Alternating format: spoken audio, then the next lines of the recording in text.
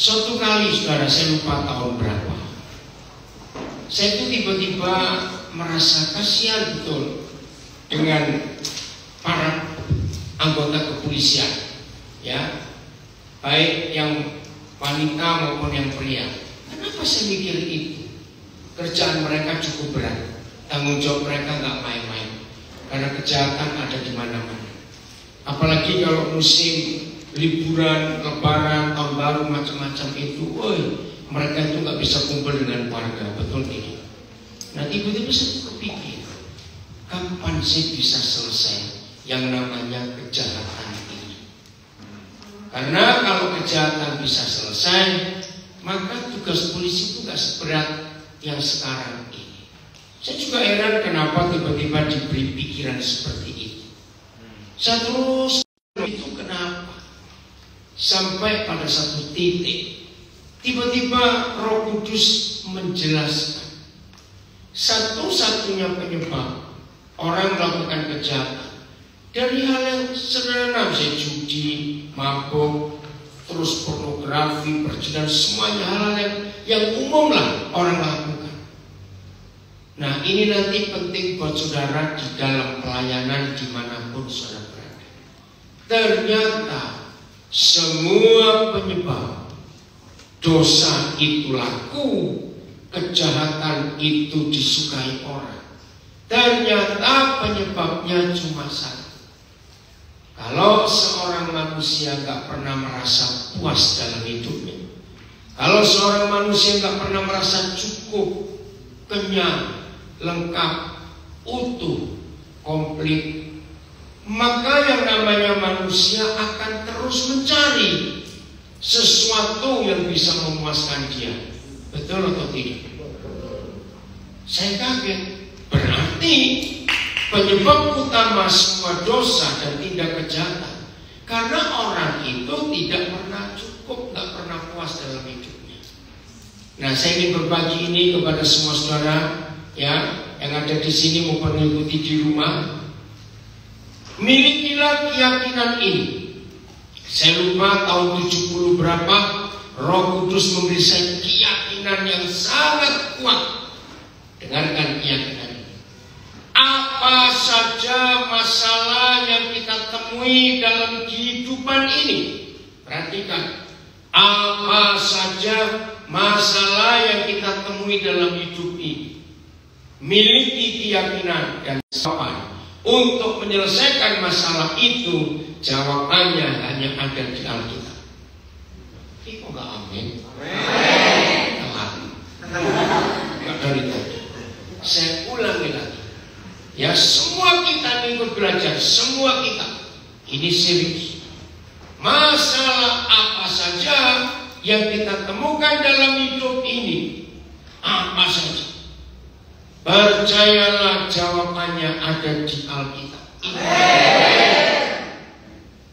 Maka itu tiap kali saudara menghadapi masalah apa saja, baik masalah diri sendiri maupun masalah ada di dalam orang lain, apalagi semua kita dokter apa kemarin?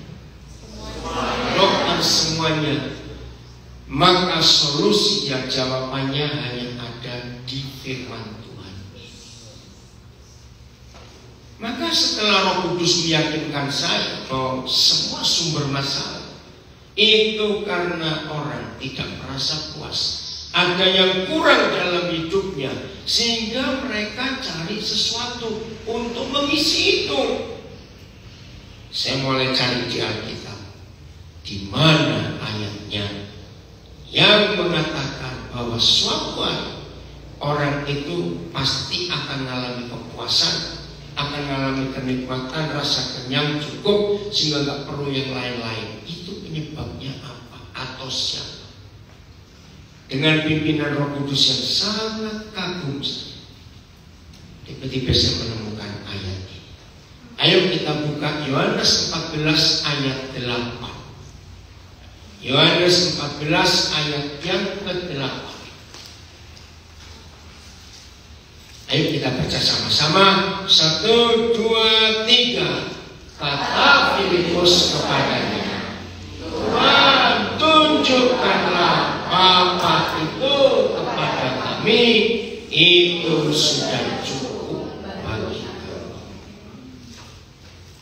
Ternyata satu-satunya tulisan di seluruh dunia ini yang memberitahu manusia kapan seorang manusia akan merasa cukup, di mana penyebabnya seorang manusia bisa merasa kenyang, ternyata cuma satu.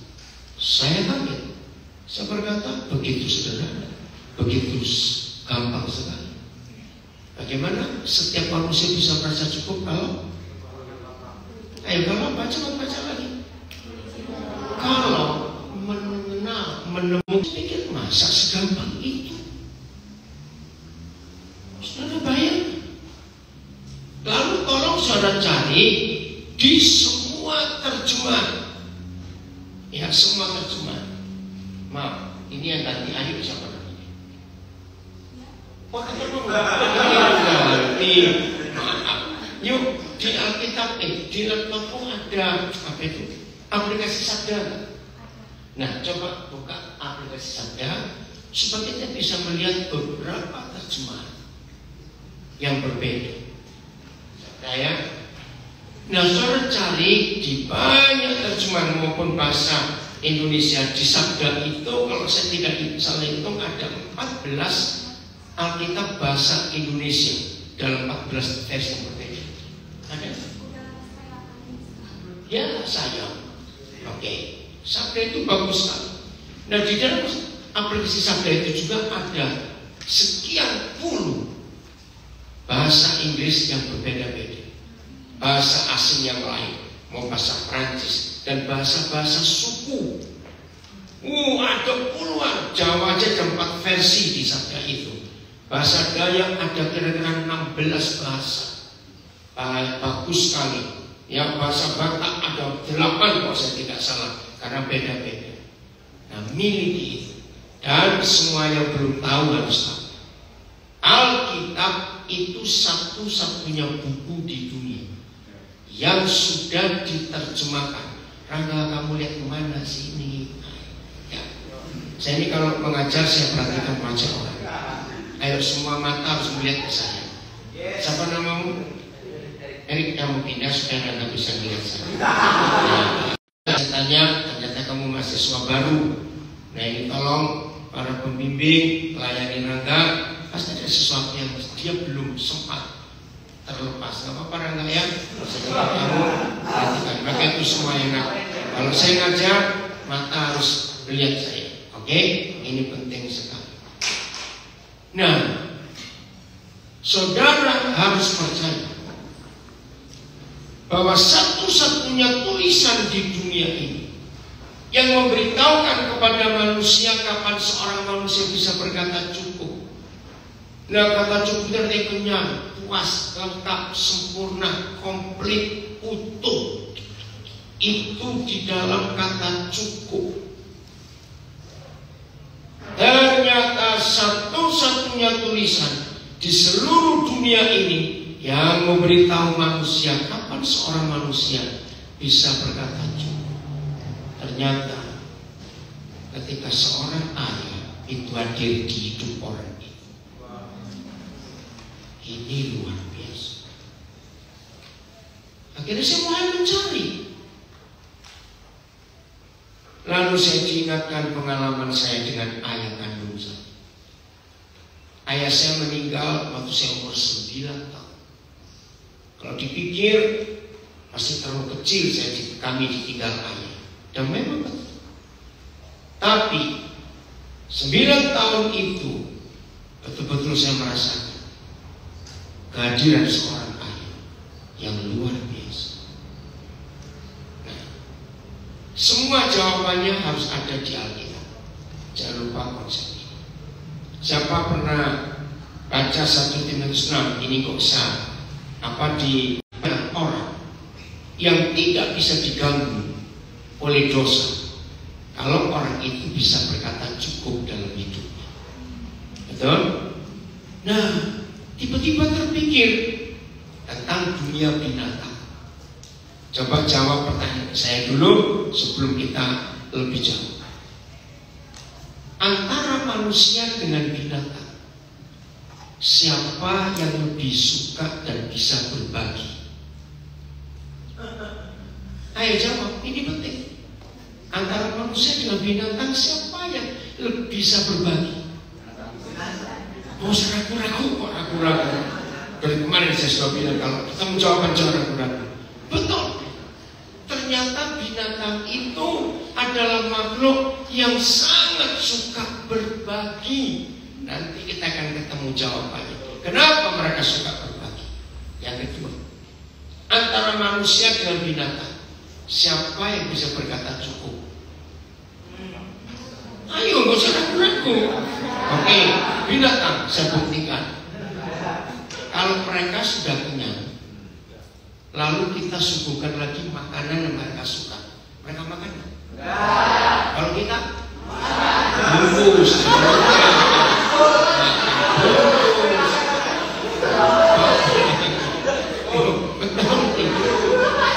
ngeri. Maka itu saya nggak suka ada pernikahan pakai pesta, karena banyak yang bawa kantong plastik dan tupperware. Biasa, serius itulah manusia. Nah, dari fakta ini saya mencari jawabannya. Maka itu lihat cara saya ngajar. Ini sesi ketiga saya ngajar. Lihat. Kenapa saya paling sering memberikan banyak ilustrasi contoh-contoh dalam hidup fakta? Ya karena memang begitu cara Roh Kudus ngajar saya. Setiap kali saya dapat pewahyuan dari kebenaran, nggak lama nanti Tuhan pasti tunjukkan faktanya dalam kehidupan ini. Termasuk apa yang saya baru ceritakan soal binatang. Saya meneliti soal mereka karena Alkitab juga, apalagi kitab Ayub, banyak sekali perintah Tuhan untuk kita belajar dari binatang. Yesaya misalnya, kenapa burung Raja Wali itu jadi ikon, istilah saya, jadi model utama kitab Yesaya? Memang burung Raja Wali ini luar biasa. Nah, coba pelajari hidup mereka. Nah, gak usah repot-repot, gak usah tinggal di kebun binatang. Ngapain? Tentang mereka. Oke, lihat tentang dunia binatang. Akan takut. Itu hobi saya sampai hari ini, melihat dunia mereka. Nah, ini jawaban. Mengapa binatang lebih bisa berbagi dari manusia? Mengapa binatang lebih bisa berkata cukup daripada kita? Catat baik-baik. Penyebabnya cuma satu. Binatang nggak punya kantong, nggak punya dompet, nggak punya Loh, betul. Kalau mereka punya dompet, punya kantong, punya tas, punya lemari, pasti mereka pelit kayak kita. Sebenarnya ya, kalau melihat itu, jadi binatang bisa berkata menggenapi doa Bapa kami, berikanlah kepada kami makanan yang secukupnya untuk, loh kok lupa, untuk hari ini. Maka itu dalam doa Bapa kami, Tuhan Yesus sudah bilang begini, berikanlah kepada kami makanan kami setahun sampai setahun yang akan datang. Nggak ada. Atau seminggu yang akan datang. Tidak. Cukup untuk hari. Maka itu ketika binatang punya sisa dari makanan mereka, mereka tinggalin. Karena kembali kantong tadi, supaya dimakan oleh temannya yang lain. Luar biasa. Ya, ada 3 ayat di Perjanjian Baru, saya nggak sebut, ini jadi PR saudara. Pertama, Tuhan Yesus yang bilang, kedua Paulus ketika kita paham bahwa orang pelit itu pasti masuk neraka. Walaupun gak berzina, gak mencuri, gak membunuh, tapi pelit masuk neraka. Maka itu banyak pendeta kaya pelit, gak berzina, gak membunuh. Nanti cari sendiri. Serius. Orang pelit tidak mungkin bisa dipakai Tuhan. Siapa bisa jawab alasan? Ayo, orang pelit pasti gak bisa dipakai Tuhan. Walaupun dia rajin doa puasa, walaupun dia hafal ribuan ayat Alkitab, walaupun dia doanya sekian jam saja. Siapa jawab? Kenapa orang pelit gak bisa dipakai Tuhan? Ya, tidak sesuai karakter Tuhan kalau rohani, tapi betul. Coba lebih ringkas itu. Kalau coba lebih ringkas, ayo. Kenapa? Nggak bisa menyalurkan, nggak mau berbagi. Maka itu kalau ada orang pelit masuk surga, dia jadi orang aneh dan orang asing. Tapi nggak merasa nggak balik ke dunia. Betul. Apa yang cetir, ya, ada pokoknya pelit lah, medit, apalagi mikir semuanya. Jelas ya, jaga diri kita. Orang pelit yang bisa dipakai Tuhan karena susah diajak kerjasama dengan Tuhan, tidak sesuai karakter Tuhan, betul. Maka itu Bapa di surga memilih kita, memanggil kita jadi anak-anaknya, supaya kita bisa berbagi kepada orang lain. Nah, ketika kita bisa berbagi dengan orang lain, maka orang-orang itu akan merasa cukup gak dalam hidupnya. Nah, itu sebabnya orang pelit gak bisa dipakai Tuhan. Salah seorang hamba Tuhan rekan saya namanya Pak Pendeta Eliezer itu, dia pernah ngajarin berapa puluh tahun yang lalu. Doa Bapak kami, ya, mintanya lebih atau secukupnya. Tapi Tuhan memberi kita lebih. Nah, itu yang kaget. Kenapa minta secukupnya diberi lebih? Begini kata hamba Tuhan ini. Karena di sekitar kita ada banyak orang yang belum kenal Bapa kita yang baik itu. Ketika kita minta secukupnya dan Bapa memberi lebih, maksudnya bagi kepada orang-orang di sekitar kita. Wih, luar biasa tafsiran itu. Maka saya teruskan, berarti jangan lagi kita selalu menuntut Tuhan, Tuhan jawab doaku dong, Tuhan jawab doaku. Stop. Mulai hari ini semua kita harus bisa menjadi jawaban doa buat orang lain. Amin. Menjadi jawaban doa buat orang lain itu jauh lebih penting daripada kita memaksa Tuhan menjawab doa kita. Nah, salah satu jawaban menjadi jawaban doa buat orang lain adalah ketika kita punya lebih, ingat orang-orang yang ada di sekitar kita. Amin. Ini luar biasa. Nah, jadi Bapa itu dinyatakan lewat hidup kita. Amin. Karena kita ini anak-anaknya. Oke, kita buka sekarang. Malaki 4 ayat 6. Ini ayat terakhir di Perjanjian Lama yang sungguh-sungguh mengagetkan. Ya, ayat terakhir Perjanjian Lama 4 ayat 6. Nggak ada ya? Berarti ini masih program lama. Amin. Ya, program yang lama itu nggak ada, Malaki 4 ayat 6. Nggak ada ya? Generasi awal mesti digantinya. Ayo, siapa yang punya laptop ini? Sekolah atau ayo? Laptopnya siapa?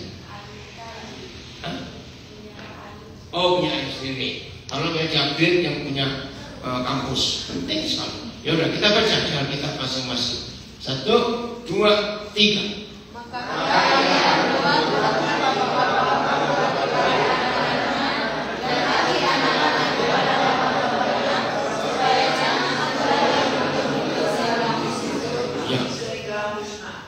Saudara perhatikan ancamannya.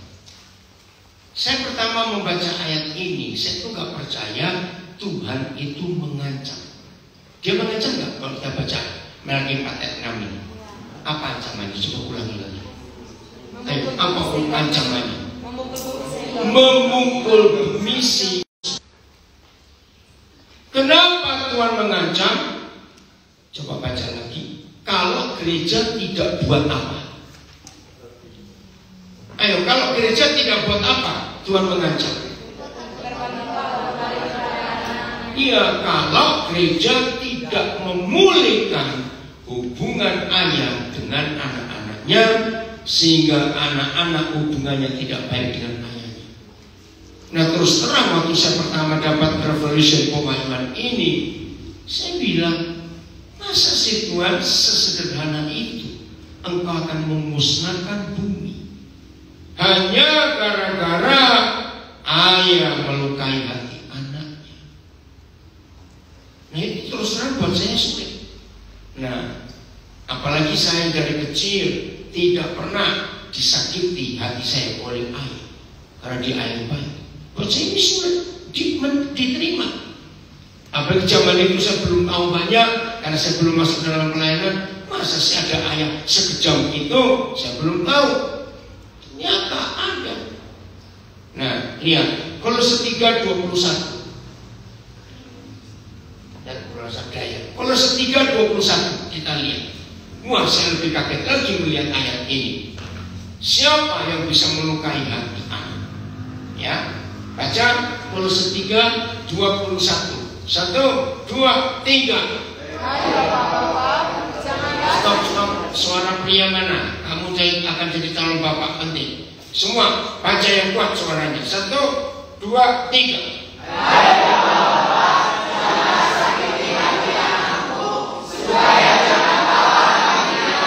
Nah, terjemahannya salah. Bukan tawar hati.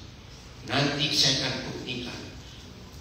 Anak-anak yang dilukai hatinya oleh bapaknya akan menjadi anak durhaka. Itu saya akan tunjukkan terjemahannya nanti. Nah, siapa yang setuju akan fakta psikologi di dunia internasional, di semua negara, para anggota kepolisian, khususnya polisi kriminal, itu setiap kali menangkap penjahat atau pelaku kejahatan, maka interogasi yang pertama selalu akan dicari. Ini anaknya siapa, orang tuanya di mana, keluarganya apa. Dan itu berlaku di Indonesia juga. Ternyata ini ayatnya bahwa 90 itu karena hasil perbuatan ayahnya yang melukai hati anak-anak. Syok saya. Yang pernah pelayanan narkoba pasti akan tahu 90% anak-anak itu kecewa dengan ayahnya. Dan yang luar biasa, gak mungkin ada tertulis, hai ibu-ibu, jangan sakiti hati anakmu. Hampir tidak ada ibu yang menyakiti anak, karena ibu yang mengandung anak itu dan melahirkan. Beda. Ternyata hanya ayah yang bisa melukai hati anak. Saya belajar dari seorang abang di Amerika namanya Edwin Louis Cole. Dia menemukan ada 3 penyebab besar. Tolong catat, ini penting untuk saudara melayani. Ingat, saudara kan adalah dokter untuk segalanya. Ya, maka itu harus tahu simptom, yang harus tahu diagnosa, harus tahu penyebab ini, penyebab itu, harus tahu. Sehingga kita jadi penolong buat banyak orang. Dan apa yang ditemukan oleh Edwin Louis Cole itu diakui oleh dunia. Dan saya juga mengakui karena dalam praktek saya pelayanan sangat nyata. 1, coba catat. Kapan seorang ayah menyakiti hati anak-anaknya? Ketika ayah itu menyakiti ibunya anak-anak. Catat, ini penting. Ketika seorang ayah menyakiti ibunya anak-anak, maka anak itu luka hatinya, sakit hatinya. Siapa tadi kamu kok gak nyadar? Mana? Kenapa? Lupa buku, pinjam air, kamu harus sadar. Kenapa saya jam belajar lupa buku? Cari kertas. Apa artinya ayah menyakiti hati ibunya anak-anak? Berarti ayah buat apa? Kasar, pukul, bentak, merendahkan. Nah, ayo kita semuanya ingat waktu kita masih kecil, maaf ya maaf. Saya tidak ingin mengungkit luka lama, tapi ini harus tahu. Tidak ada anak yang rela dan membiarkan ketika anak-anak melihat ayahnya menyakiti ibunya. Betul atau salah kalimat? Saudara jangan anggap enteng ketika seorang ayah menyakiti, apalagi sampai melukai ibunya. Maka muncul sebuah kalimat di hati anak itu. Ini kalimat yang saya temukan di negara mana saya pergi pelayanan. Maka anak-anak yang sejak kecil melihat ayahnya menyakiti. Tes 1, 2 ya. Maka muncul kalimat ini, tunggu aku besar. Ngeri kalimat itu. Saya pertama kali belajar itu, apa maksudnya? Karena saya tidak pernah mengalami. Tunggu aku besar. Tahu nggak maksudnya? Balas dendam. Karena anak itu masih kecil, dia nggak mungkin melawan bapak. Apalagi kalau itu dilakukan berkali-kali. Ngeri sekali. Dendam itu makin besar. Maka itu dalam hidup saya tidak sedikit saya menemukan anak-anak. Ngeri sekali. Yaitu karena dia melihat ayahnya menyakiti.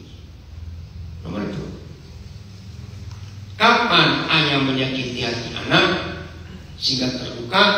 Yang kedua, ketika ayah pilih kasih, ketika ayah tidak adil kepada anak-anaknya. Mengerikan sekali.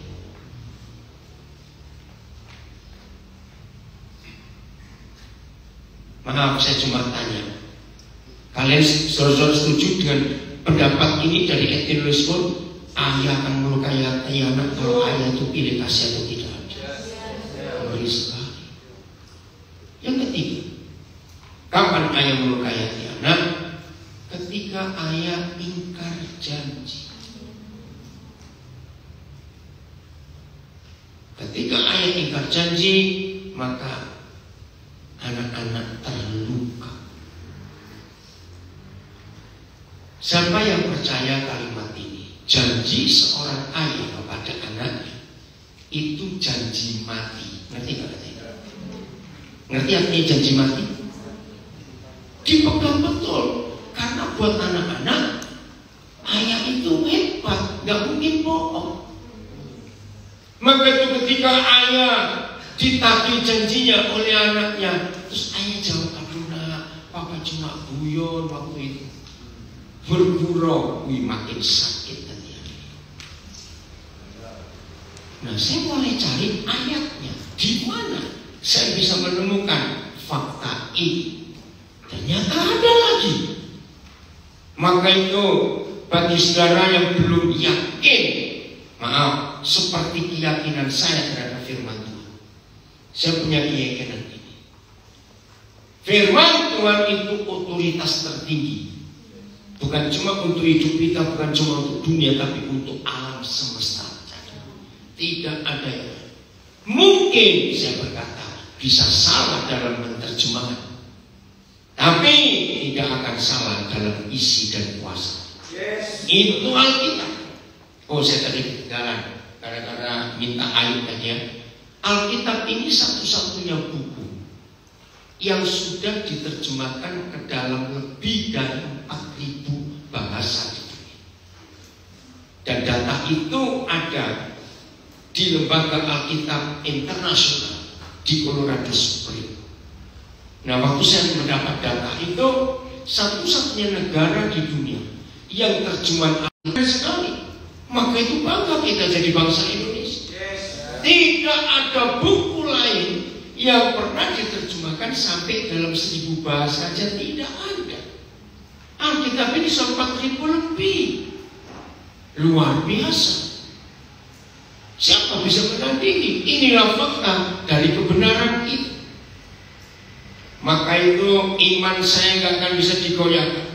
Ketika banyak orang-orang menemukan ini soal Alkitab, saya nggak percaya. Bukti.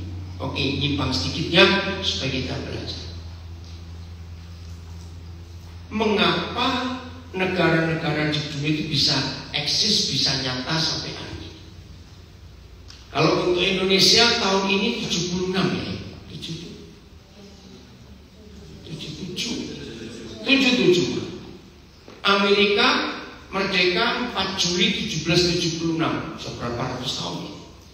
Eropa itu negara-negara yang paling tua di dunia. Sudah ada ratusan tahun dan ribuan tahun tetap ada. Nah, tolong jawab, ini belajar ya untuk mengerti fakta Alkitab. Apa yang menyebabkan negara-negara bisa eksis, bisa ada sampai hari ini? Itu gara-gara apa? Ayo belajar. Supaya kalau saudara nanti keliling kemana dan bertemu orang yang agnostis, orang skeptik, orang nggak percaya Tuhan, nggak usah dibantah, nggak usah diajak berdebat, yakinkan satu fakta ini. Ayo, siapa bisa jawab? Mengapa negara-negara itu bisa eksis sampai hari ini di dunia? Ayo, karena ada apa? Pemerintah, bukan. Pemerintah bisa ganti-ganti. Ayo, ada apa? Cepat yang lain bisa jawab. Kita diskusi, gak usah takut. Saya tak punya operasi. Apa? Sejarah.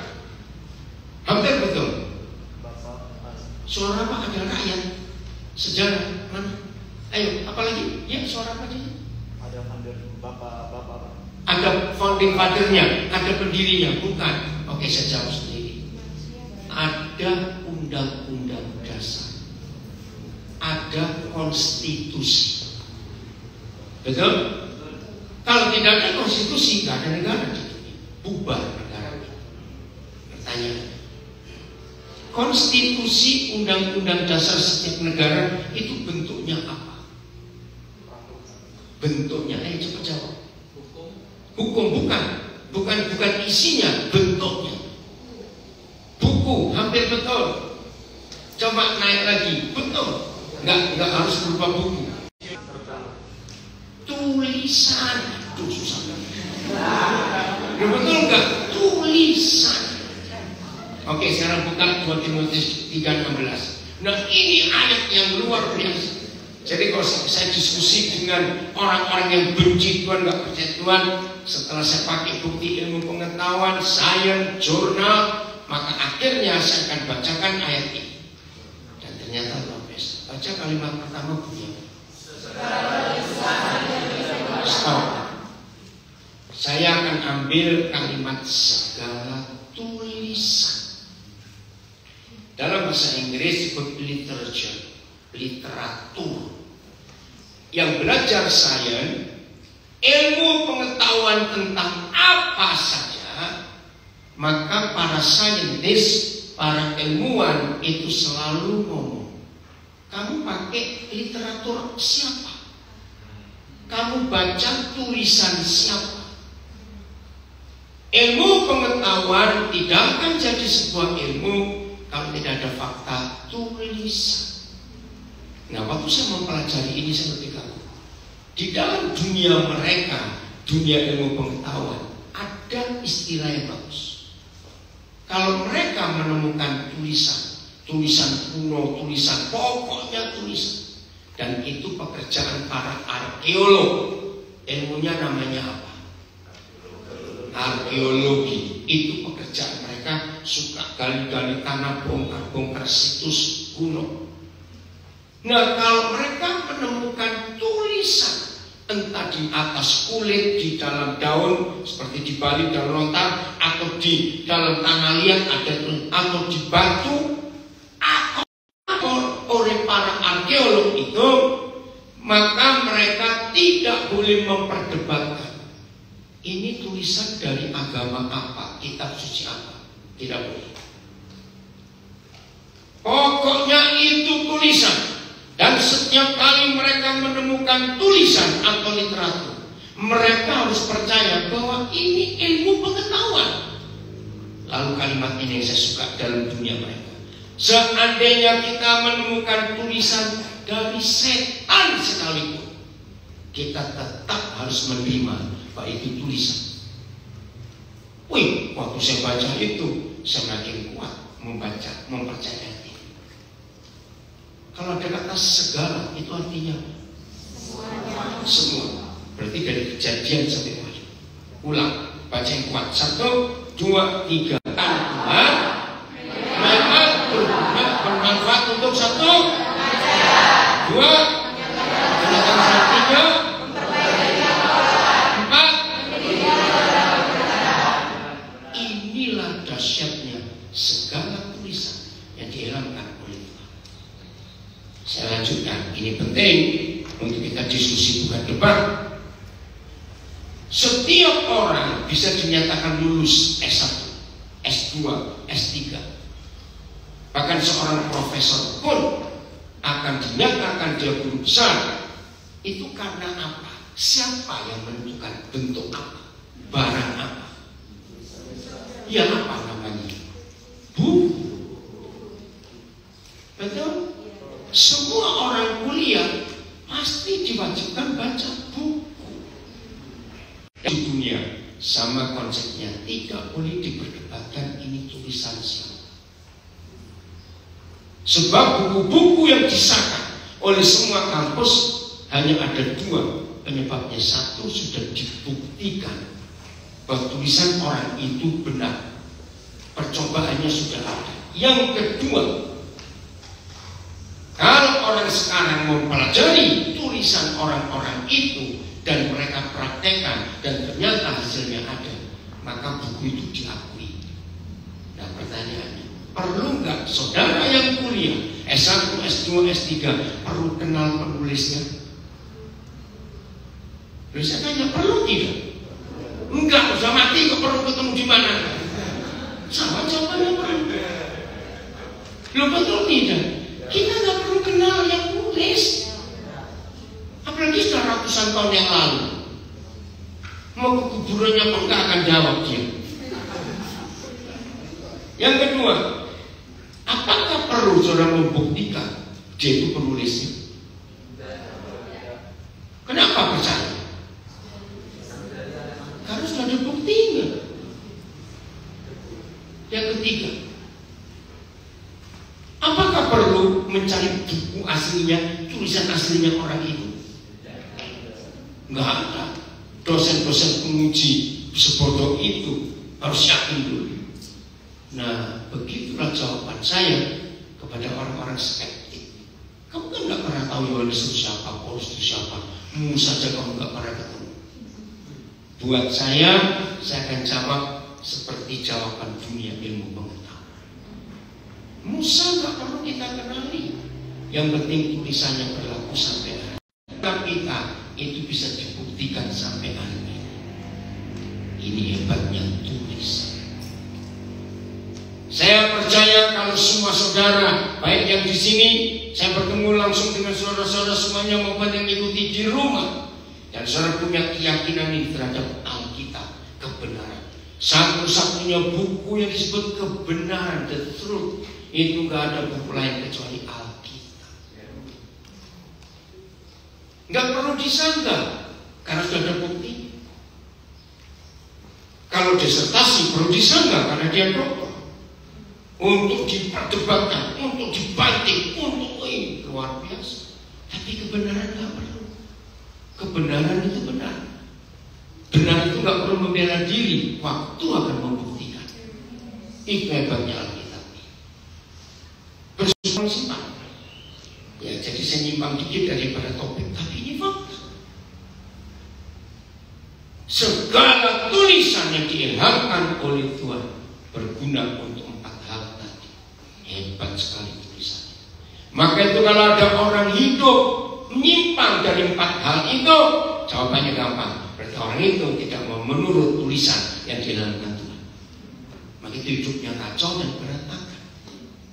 Gampang ya? Nah, jadi ini modal di dalam pelayanan saudara sebagai dokter atas semuanya. Diagnosenya harus jelas karena tidak menurut firman. Apalagi semalam kita sudah belajar tentang Mazmur 139. Semua kita punya bukunya. Dan ingat, bukan cuma yang Yahudi, bukan cuma yang Kristen. Alkitab ini berlaku untuk semua manusia dan kehidupan di dunia. Hebat sekali. Ini pertanyaan kritik, tapi ini penting untuk nyambung. Secara fakta, binatang atau manusia yang lebih tunduk pada otoritas firman? Ayo jawab, binatang atau manusia manusia yang lebih tunduk pada otoritas firman? Gak usah ragu-ragu. Binatang. Binatang itu nggak pernah merusak lingkungan, manusia yang merusak. Sebuktikan ayatnya, Yesaya 24 ayat 5. Ini keren sekali. Yesaya 24 ayat 5. Baca sama-sama. 1, 2, 3. Stop dulu. Apa kata lain cemar? Rusak. Apalagi? Kotor, terpolusi, kacau. Oleh karena siapa? Penduduknya. Perhatikan, binatang KTP yang punya ID hanya manusia, maka itu penduduk. Jadi siapa yang merusak dunia? Siapa mencemari dunia? Manusia, bukan binatang. Mereka makhluk yang sangat concern pada ekosistem. Binatang itu sangat pecinta lingkungan, betul tidak? Kita yang merusak. Hebat sekali. Oke? Sebab apa ini? Ada 4 hal yang dilanggar oleh manusia. 1, sebab manusia melanggar undang-undang alam, dilanggar. 2, manusia mengubah ketetapan. 3, manusia mengubah ketetapan. Inilah 3 hal yang dibuat oleh manusia sehingga dunia rusak. Bukan binatang. Ternyata binatang itu jauh lebih hebat yang benar. Siapa pernah mengikuti para ahli biologis khususnya, ahli-ahli binatang, ahli-ahli tumbuhan, kalau ada gerhana matahari? Saya terangkan, itu hobi saya. Saya pertama kali melihat para ahli itu ketika saya pertama kali dalam hidup saya mengalami gerhana matahari total 11 Juni 83. Itu pertama kali saya alami. Nah, di situ waktu itu TV belum sehebat sekarang. Nah, sejak itu setiap kali ada gerhana matahari, saya pasti ngikuti. Menarik. Ada binatang malam, ada binatang siang, betul atau tidak? Kalau gerhana matahari, berarti alam kembali menjadi gelap. Walaupun kalau gerhana itu mulai, ayo cepat jawab. Binatang siang tidur, binatang malam keluar. Nah, gerhana matahari itu nggak pernah berjam-jam, paling 2-3 jam selesai. Nah, gerhana matahari yang terakhir 2017-19 itu terjadi jam 8 pagi. Nah, itu unik. Biasanya gerhana matahari terjadi itu siang. Wah, ini buat saya unik. Saya ikuti di TV. Karena jam 8 pagi sudah gelap. Berarti binatang siang baru keluar berapa jam cari? Lo ngitung aja, ini penting. Supaya sudah tahu berapa jam? 4, hampir 3,5 jam. Karena biasanya mereka 4:30 mulai ada cahaya, mereka keluar. Walaupun kalau mereka itu kita pasti protes. Belum kenyang Tuhan. Kalau 3 jam setengah, ayo kalau kita protes enggak? Protes. Tapi mereka tidak, balik ke peraduan. Nah, binatang malam yang baru tidur berapa jam, mereka bingung kok gelap. Mereka keluar. Mereka mulai cari makan. Loh, kok terang lagi? Balik lagi mereka. Nah, binatang siang bingung. Kok sudah terang lagi? Ngerti nggak kebenaran kita? Maka itu saya bisa menemukan binatang jauh lebih tunduk pada hukum daripada manusia. Catatnya Yesaya 24 ayat 5 ini. Ini semua bahan saudara untuk nanti menjadi dokter untuk semuanya. Kalau satu daerah melanggar undang-undang, membakar hutan di atas gunung sampai banjir, semua itu tertulis di Alkitab. Hebat bukan? Maka itu segala tulisan yang diilhamkan oleh itu berguna untuk 4 hal luar biasa itu. Baik, saya kembali ke tentang Paul. Jadi bumi ini musnah bukan karena gempa bumi, bukan karena tsunami, bukan karena perang nuklir, bukan karena AIDS, bukan karena yang lain-lain. Begitu sederhana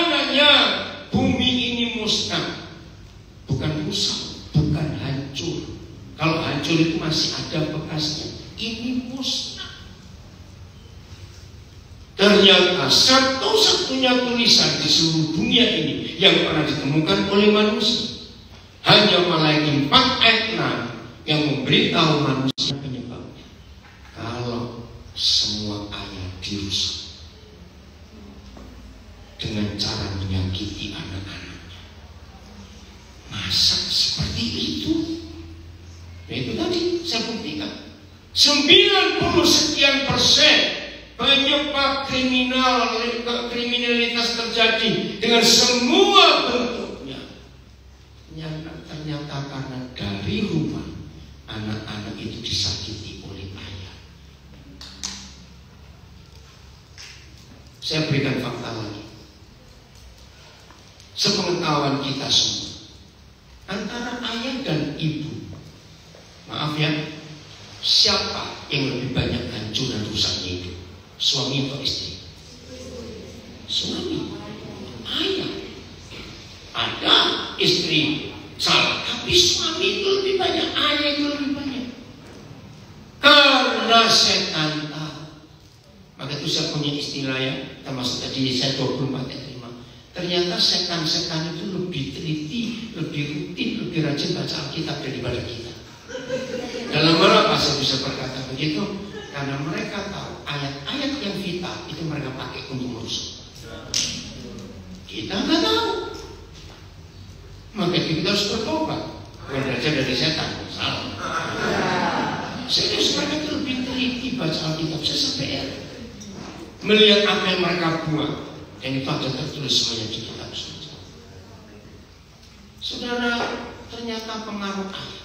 Kita lihat 1 Tesalonika 2. Dan ini juga adalah tulisan tertua di dunia. Jadi sebelum Paulus tidak ada orang yang pernah memberi definisi orang pertama di dunia. Karena di dalam jurnal tidak ditemukan tulisan yang lebih tua dari tulisan Paulus ini yang memberitahu manusia siapa ibu, siapa ayah. Mulai ayat 7. 1 Tesalonika 2 mulai ayat 7. Tolong catat nanti dengan cepat ya. Baca sama-sama. 1, 2, 3. Tetapi kami berlaku ramah di antara kamu sama seperti suami ibu, mengasuh dan merawati anaknya. Ini 3 fungsi ibu yang pertama di ayat 7. Ramah, mengasuh, merawat. Oke? Ayat 8. Ini yang keempat. Baca. Demikianlah kami dalam kasih sayang yang besar dengan kamu, bukan saja rela membagi Injil Tuhan dengan kamu, tetapi juga hidup kami sendiri dengan kamu, karena kamu telah kami kasih. Fungsi keempat dari mama adalah menyayangi. Jadi ada berapa fungsi ibu? Apa saja? Ramah, mengasuh, merawat, menyayangi. Luar biasa. Ayat 10. Kamu juga adalah saksi, demikian juga Tuhan. 1, betapa saleh. Nah, saleh ini takut Tuhan. Saleh dari bahasa Arab ya, takut Tuhan, taat pada hukum Tuhan. 2, adil. 3, tak bercacatnya kami berlaku di antara kamu yang percaya. Kita belum tahu siapa ini. Ayat 11. Ayo baca. Kamu tahu betapa kami seperti ayah terhadap anak-anaknya. Yang keempat fungsinya telah menasihati kamu. Yang kelima, hormat anak-anakmu seorang demi seorang. Ayat 12. Ini yang keenam. Dan meminta dengan sangat supaya anak-anak, supaya kita semua hidup sesuai kehendak Tuhan yang memanggil kamu ke dalam kerajaan kemuliaannya. Nah, yang keenam ini saya tambahkan kata mendisiplin. Karena ada kalimat meminta dengan sangat. Nah, sekarang kalau bisa buat tabel. Yang kiri tadi mama ada 4, yang kanan itu papa ada 6. Ayo tulis semua. Coba ayo kembalikan ke ayat 10 ya. Di ayat 10 ada 3 fungsi papa. Sekarang saudara lihat tulisan saudara sendiri. Dengan saya menanyakan pertanyaan ini. Setelah kita tahu dari segala tulisan yang diilhamkan oleh Tuhan ini ada 4 fungsi ibu dan 6 fungsi ayah. Pertanyaan penting, dari 2 figur ini siapa pembentuk karakter yang diberi kepercayaan Tuhan untuk membentuk karakter manusia? Dari mana saudara tahu? Ayah. Betul. Menasihati, mendisiplin, menguatkan hati. Betul. Ayo kita bongkar fakta. Semua kita kembali ke masa kecil. Penasehat di tangan siapa? Apa jadinya seorang manusia yang gak punya masalah? Hidup berantakan semaunya sendiri. Setan berhasil membuat para penasehat manusia sejak masih kecil gak pulang-pulang. Maka itu fakta, tolong jawab, fakta. Waktu kita masih kecil, kita lebih suka minta nasihat papa atau mama? Ayo jujur, jawab yang betul. Waktu kita masih kecil lebih suka minta nasihat papa atau mama? Yang di rumah juga boleh jawab. Mama. Aneh, siapa memberitahu anak-anak? Ternyata buat anak-anak, mama itu gampang dimanipulasi. Betul atau tidak? Maka itu jadi mama ya. Ya, manipulasinya anak-anak adalah nangis. Maka itu kalau ada nenek mengasuh cucu rusak. Karena begitu, digendong, digendong. Akhirnya anak itu jadi manja. Padahal salah. Itu akan menyiksa orang tua. Maka itu banyak kehidupan tidak punya penasehat. Mama tidak pernah bisa tegas kepada anak. Jangan marah, yang ngomong bukan saya, Tuhan ini. Betul, karena tertulis. Apa?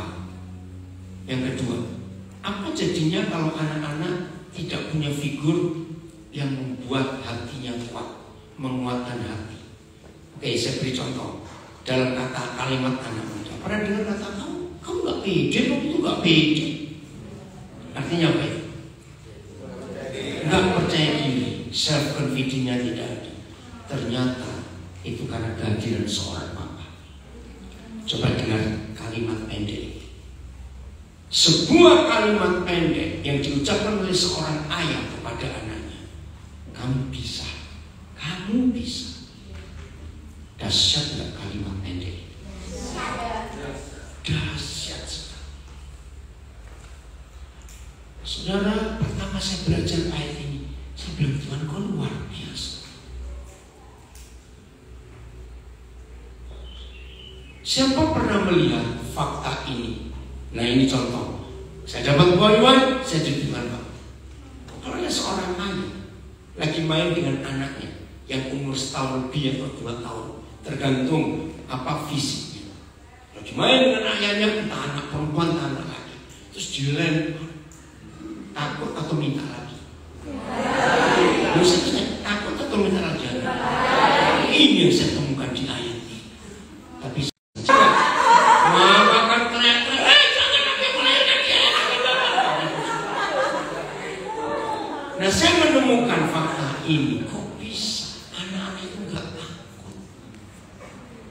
Bahkan berapa kali saya pernah lihat bukti, ada meja yang agak tinggi atau almari yang agak pendek, anak itu ditaruh di atasnya, terus bapaknya jongkok lompat. Apa anak itu bisa bilang luar biasa. Maka fungsi ayah yang seperti ini membuat anak-anak itu kalau besar jadi pemimpin, berani mengambil keputusan.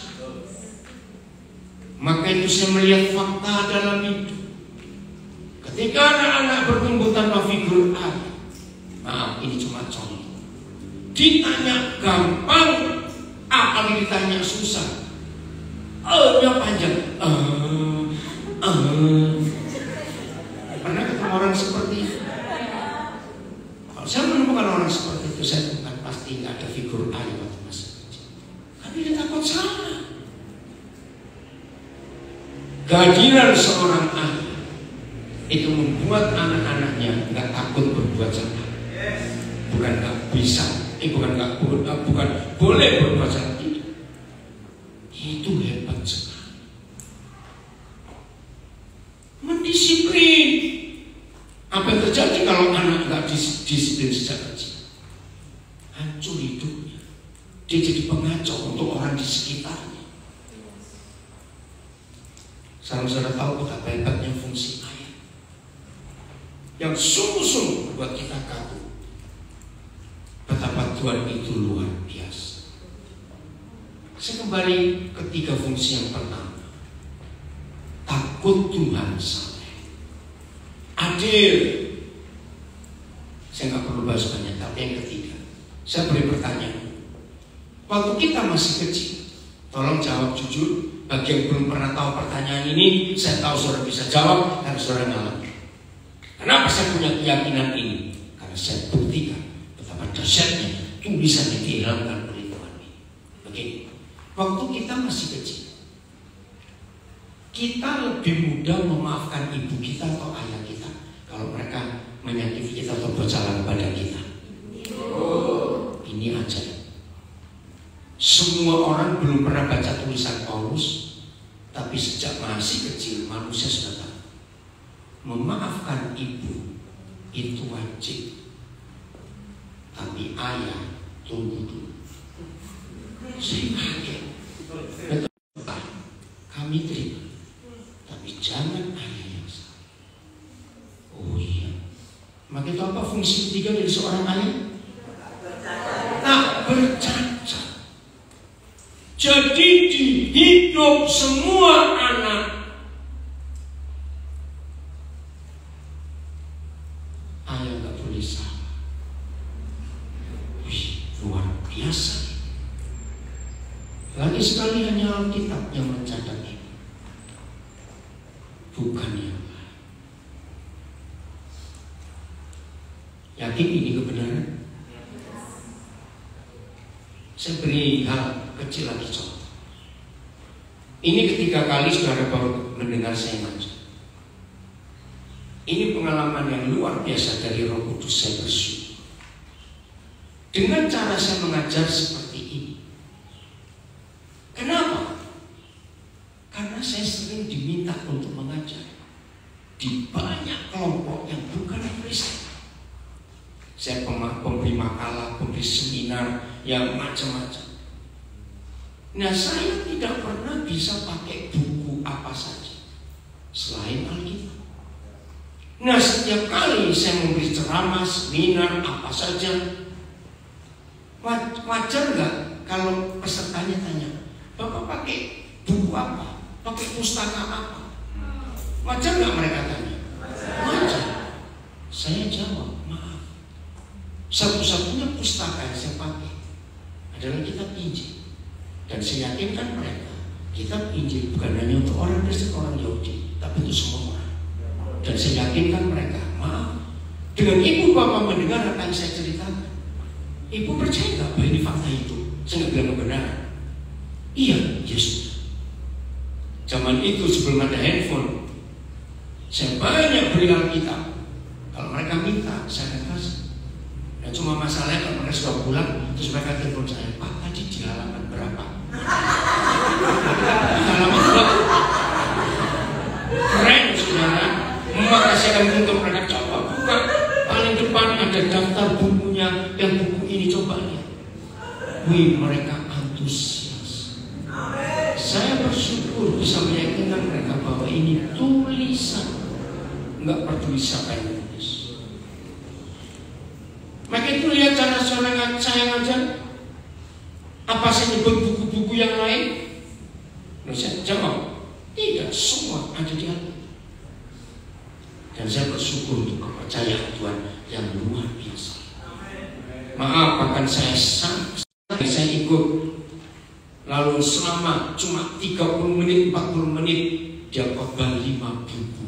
Yang juga karena buku apa itu. Kalau penceramah mengajar pakai buku-buku, betul. Tapi pengkhotbah harus pakai Alkitab. Buku yang satu ini sudah saya khotbahkan sekian puluh tahun, gak habis-habis, Pak.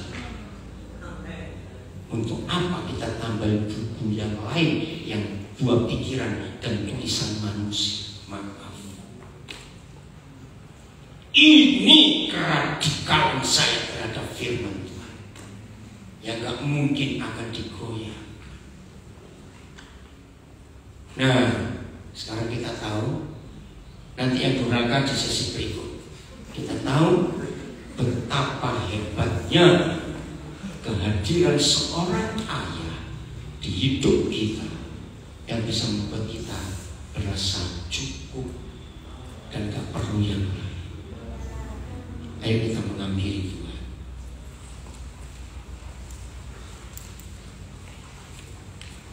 Saya minta semua kita merenung. Kalau ada di antara saudara yang masa kecil, maaf saya berkata, tidak punya ayah sebaik ayah saya. Bahkan kalau ada di antara saudara yang masih membawa trauma, luka hatimu karena perbuatan ayah, maaf, baik ayah kandung ataupun ayah sambung, ayah tiri, saudara harus selesai dengan dirimu hari ini. Sebelum saudara masuk, nggak mungkin dokter sedang sakit melayani orang sakit, nggak mungkin. Seperti itu prinsip yang saya pegang. Kalau kita sendiri belum sembuh, bagaimana kita bisa menyembuhkan orang lain? Nah, dimulai dengan kehadiran seorang ayah. Papa, engkau ada di sini dengan kami saat ini. Firman-Mu jelas orang kami. Terima kasih. Kalau saya sejak umur 9 tahun gak punya ayah kandung, tapi saya punya Papa di surga yang baik sekali, yang menyertai saya sampai hari ini. Terima kasih, Papa.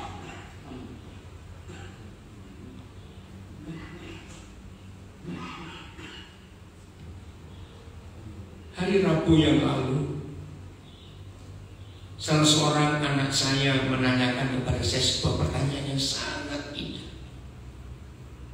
Cucu saya dari anak ini baru lulus SMP dan mau masuk SMA. Tiba-tiba Rabu pagi itu cucu saya itu minta ayahnya melakukan hal yang waktu masih kecil mereka lakukan. Ya, keluarga anak saya ini punya istilah gendong kaki. Saya pertama gak ngerti itu gendong kaki. Nah, ketika anak ini sudah mulai besar, ayahnya gak kuat gendong, maka kaki anak ini diletakkan di atas kaki ayahnya. Lalu mereka berpelukan dan ayahnya melangkah, otomatis anak itu melangkah. Ngerti gak maksud ini, saudara? Pak, ayo gendong kaki. Kaget dia. Padahal anak ini sudah lebih tinggi dari ayah. Terus dia tanya, Pak, apakah itu wajar? Saudara, saya yang menjawab, saya menangis. Saya bilang sangat wajar, nak. Dalam kitab Yesaya, saya lupa 46 atau 44 ayat, ada firman yang berkata, sampai masa tuamu aku tetap diam, sampai masa putih rambutmu aku menggendong kamu, dan untuk selamanya aku gak meninggalkan kamu. Saudara, ketika saya tunjukkan ayat itu, anak saya menangis. Jadi di mata Tuhan kita ini gak pernah tua. Di mata Papa di surga kita ini tetap anak-anak yang Papa siap gendong sampai kita tua. Akhirnya dia menangis, saya menangis juga dalam telepon itu. Itu hebatnya Papa.